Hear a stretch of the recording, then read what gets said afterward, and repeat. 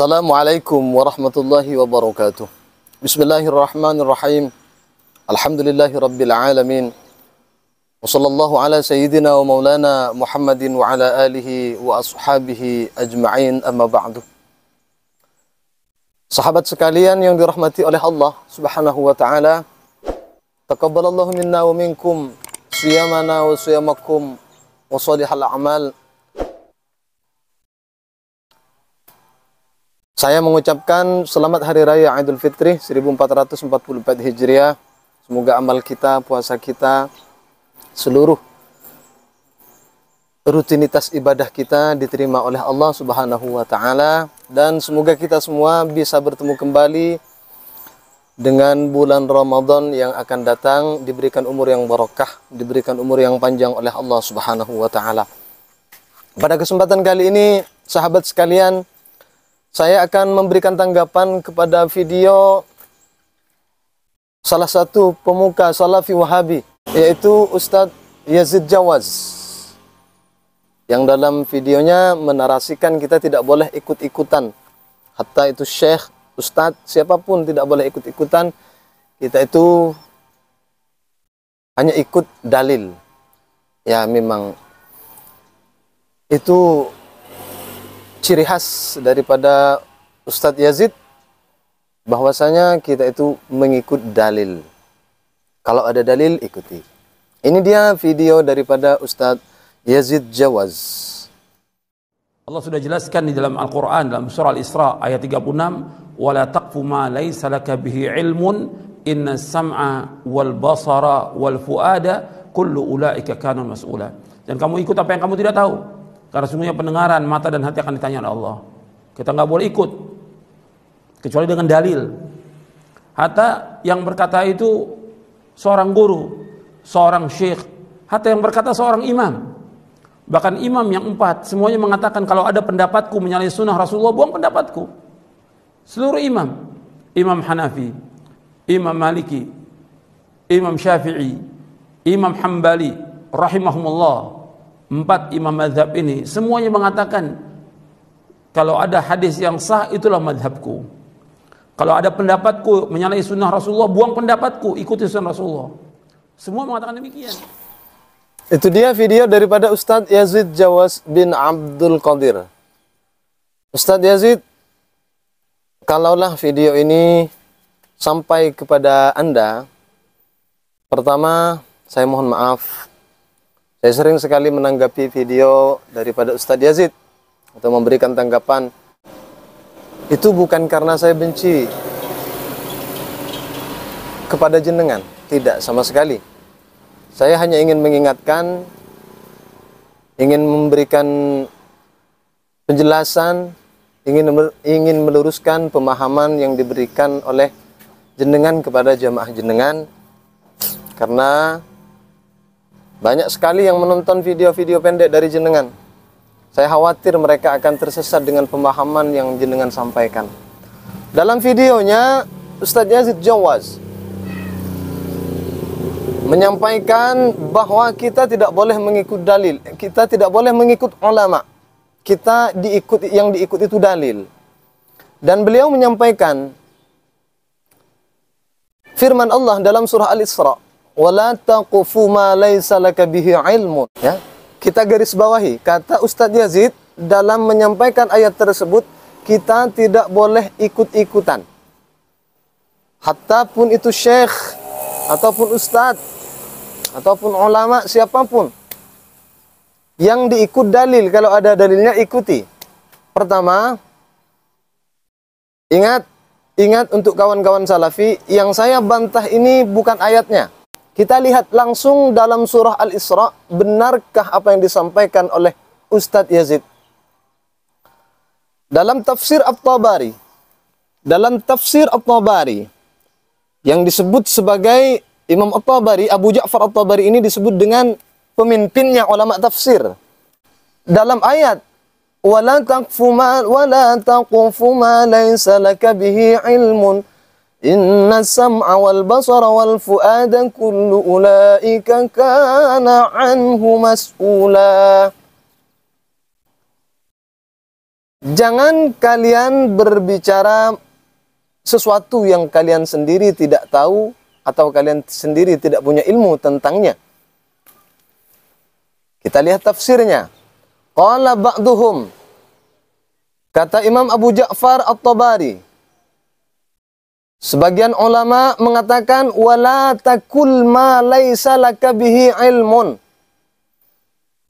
Yang dimaksud dengan wala takfu ma laisa, wala takul ma laisa laka bihi ilmun, jangan kalian berbicara yang kalian sendiri tidak punya pengetahuan, tidak punya ilmu tentang sesuatu tersebut. Satu.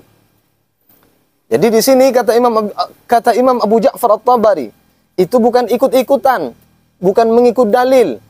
Di sini mengenai tahu atau tidak tahunya. Begitu Ustaz. Ini bukan kata saya. Sedangkan ulama lain, Hadatsani Ali ibn Daud qala sana Abu Salih qala sani Muawiyah an Ali an Ibni Abbas, dari Ibnu Abbas, wala takfu ma laysa laka bihi ilmun yaqulu la takul. Kata ulama tafsir, yang dimaksud wala takfu ma laysa laka bihi ilmun itu la takul, jangan bicara.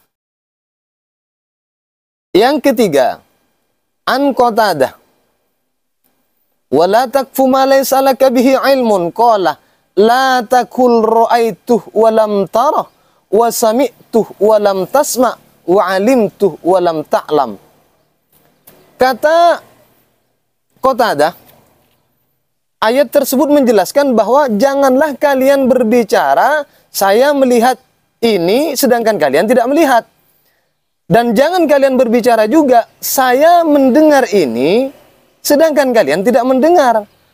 Juga jangan kalian berbicara wa alimtu wa lam ta'lam, jangan kalian berbicara oh saya tahu ini sedangkan kalian wa lam ta'lam tidak tahu. Itu menurut Qatadah. Penafsiran para ulama ahli tafsir bahwasanya wala takfu ma laysa laka bihi ilmun itu bukan ikut-ikutan Ustaz.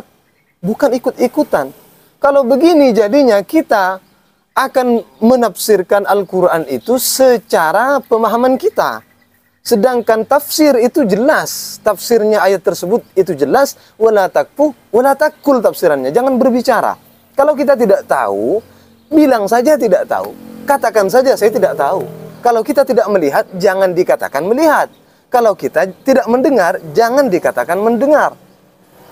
Itu yang dimaksud wala takfu ma laysa laka bihi ilmun. Bukan jangan ikut-ikutan, tidak. Yang pertama, ini meleset. Jadi ini bertentangan dengan tafsirnya ulama ahli tafsir, khususnya pemimpinnya ulama tafsir yaitu Imam Abu Ja'far At-Tabari. Jadi garis besarnya di sini untuk kawan-kawan salafi, ayatnya tidak salah. Ayatnya memang demikian, tapi pemahamannya itu salah. Tafsirnya itu salah. Tadi kita sudah lihat sendiri bagaimana tafsirnya ayat tersebut. Artinya kalau misalnya kalau ada orang tanya kepada kita, bagaimana hukumnya ini Ustaz? Kalau tidak tahu jangan katakan tahu. Kalau kita tidak pernah melihat di kitab ini, jangan pernah katakan, oh saya melihat, dalilnya seperti ini. Itu maksud daripada firman Allah, wala taqfu ma laysa laka bihi ilmun. Itu yang pertama. Jadi semoga ini bisa menjadi pencerahan untuk kawan-kawan kita, Salafi, Wahabi. Kembali lagi, dengan niat saya bukan ingin mempermalukan Anda, saya ingin Anda itu lebih memperbanyak lagi membuka kitab agar kawan-kawan kita yang baru belajar itu tidak tersesat dengan pemahaman-pemahaman seperti itu. Itu yang pertama. Yang kedua, kata Ustadz Yazid, saudara kita, Masya Allah, Ustadz Yazid, sehat selalu Ustadz. Gemes saya kalau lihat antum. Demi Allah, saya senang pada antum itu Ustadz. Saya kalau lagi banyak pikiran, saya lihat video antum itu saya senang. Ya Allah, saya senang. Saya bersaksi Allah, saya tidak benci dengan antum. Yang kedua, dalam video tadi kita bisa sama-sama mendengarkan. Kata Ustaz Yazid, karena yang diikut dalil, ulama 4 madhab pun itu mengatakan idza sahal hadis, kalau hadis itu sahih, itu madhabku. Semua madhab berkata seperti itu. Hanafi, Hambali, Syafi'i, Ahmad ibn Hanbal, semuanya begitu. Ya tidak salah juga itu. Tapi apakah kita faham dengan perkataan itu? Oke. Kita sekarang buka hadis. Ada 2 hadis. Kira-kira kawan-kawan yang baru hijrah, baru mengenal hadis, hanya bisa menerjemahkan hadis, faham tidak dengan hadis ini? Ini di Sahih Bukhari, di Sahih Muslim.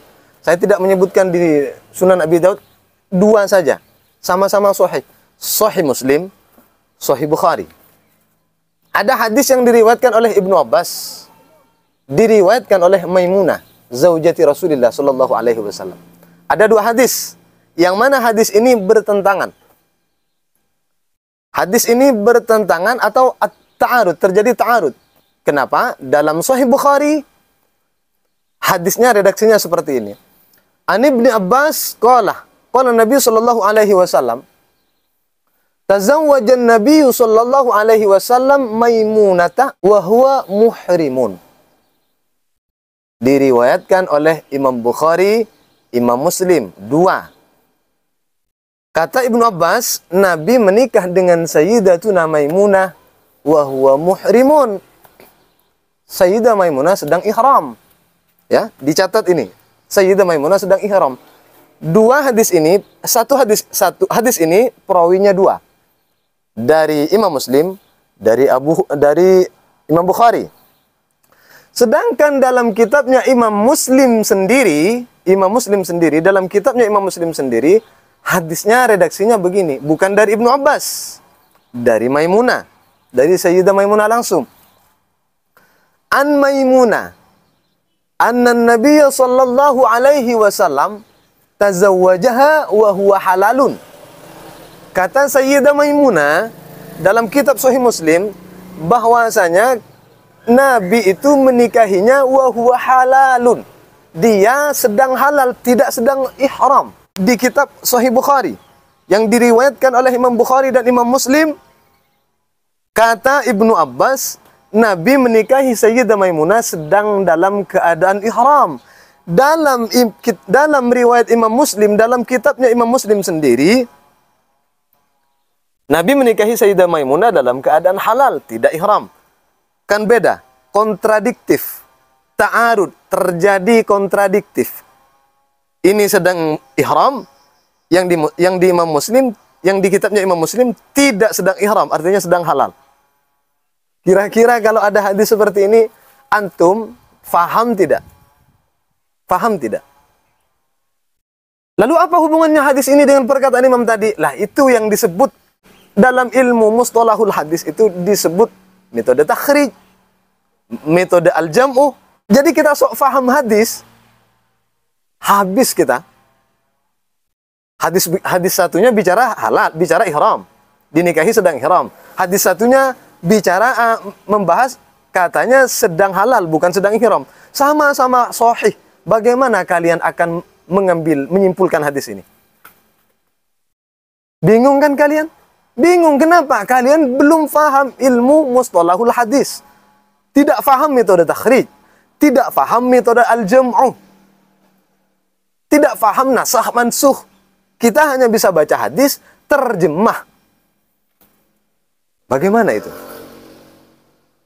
Maka ulama-ulama seperti Imam Hanafi, Imam Ahmad, Imam Malik, Imam Syafi'i, ulama-ulama yang disebut itu mengarang kitab lah, menelitilah mana yang banyak jalurnya, mana yang lebih kuat, mana yang lebih unggul. Nanti akan ketemu, oh ini paling banyak jalurnya hadis yang diriwayatkan oleh Imam Bukhari misalnya. Maka yang diambil ini.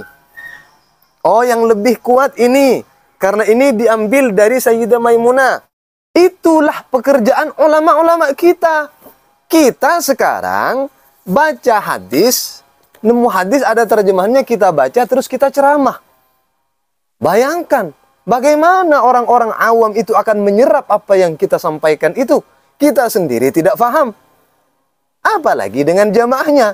Tidak heran, di mana-mana tempat sekarang, sangat sering sekali kita jumpai Amaliyah orang salah, amaliyah orang salah. Yang benar hanya dirinya sendiri. Kenapa? Karena dia memahami hadis secara tekstual. Kembali kita ke hadis tadi. Karena kita tidak paham, kita itu pahami dulu itu. Agar kita ya bisa mau belajar lah. Agar kita bisa menambah wawasan kita lah dalam memahami ilmu hadis. Secara rawi, secara periwayat, hadis yang diriwayatkan oleh Imam Bukhari dan Imam Muslim ini jelas menurut ulama ini lebih kuat. Lebih kuat. Kenapa? Karena lebih banyak perawinya. Sama-sama sahih, dua hadis sama-sama sahih, riwayatnya lebih banyak yang diriwayatkan oleh Imam Bukhari dan Imam Muslim itu. Bahwa Nabi menikahi Sayyidah Maimunah di waktu ihram. Tentulah harusnya normalnya hadis itu yang diambil. Kenapa? Yang lebih kuat. Namun hadis yang diriwayatkan oleh Imam Muslim ternyata itu yang lebih dipilih oleh ulama. Itu dipilih oleh para ulama. Sehingga para ulama mengatakan bahwa menikah di waktu ihram itu tidak boleh. Kenapa? Kenapa lebih memilih hadis yang diriwayatkan oleh Imam Muslim? Karena hadis ini diambil dari sahibil waqi'ahnya, dari yang punya cerita. Siapa? Sayyidah Maimunah. Kata ulama, tentulah ini lebih kuat. Kenapa? Diambil dari sahibil waqi'ahnya dalam mustalahul hadis. Bagaimana kita kalau memahami hadis tanpa pemahaman ulama? Tentulah orang sambil ihram sambil nikah itu. Kan begitu? Tidak mudah, sahabatku. Dalam memahami hadis itu tidak mudah. Tidak mudah. Kenapa kita harus memahami hadis dengan pemahaman para ulama? Itu sebabnya. Kalaulah memang dua hadis yang ta'arud, yang kontradiktif ini bisa dikumpulkan dalam istilah kitab mustalahul hadis, ini disebut metode al-jam'u. Kalau misalnya bisa dikumpulkan, kumpulkan. Kalau misalnya sama-sama bisa diambil, kumpulkan. Ini disebut sebagai metode al-jam'u. Kalau memang tidak bisa, ini kan tidak mungkin dikumpulkan ini. Kata Imam Bukhari, diriwayatkan oleh dari Sayyidina Ibnu Abbas, bahwasanya Nabi menikahi Sayyidah Maimunah dalam keadaan ihram. Ini Imam Muslim juga meriwayatkan di sini ya.